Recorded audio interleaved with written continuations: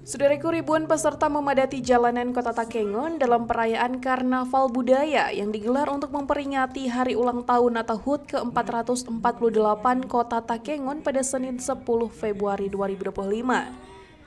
Acara yang berlangsung meriah ini diikuti sekitar 7.000 peserta, mulai dari siswa TK PAUD hingga SMA sederajat. PLT Kepala Dinas Pendidikan Aceh Tengah, Ruhdi SPD, mengungkapkan bahwa karnaval ini bukan sekedar ajang perayaan, tetapi juga sebagai bentuk pelestarian budaya daerah. Para peserta mengenakan beragam kostum khas yang mencerminkan kebudayaan budaya Gayo dan daerah lainnya. Mereka berjalan melalui rute yang dimulai dari kantor Bupati, melewati Simpang 5, Jalan Sengeda, Jalan HM Hasan Gayo, Simpang Wariji hingga finish di Lapangan Musara Alun. Amatan Tribungaya.com, antusiasme masyarakat terlihat jelas sepanjang jalur karnaval. Ribuan warga berkumpul di pinggir jalan untuk menyaksikan parade budaya yang kaya akan ragam budaya. Suara alat musik tradisional dan teriakan semangat dari para peserta menambah semarak suasana.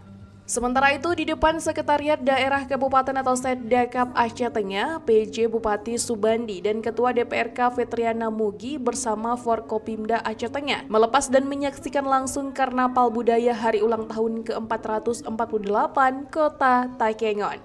Dari Aceh Tengah, Romadani, Tribun Gayo.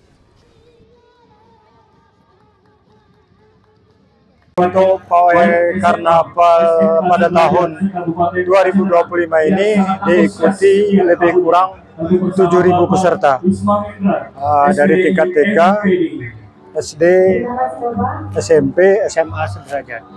Kemudian kepada para pemenang nanti diumumkan pada saat malam resepsi yang dilaksanakan pada tanggal 20 Februari 2020 di mana nanti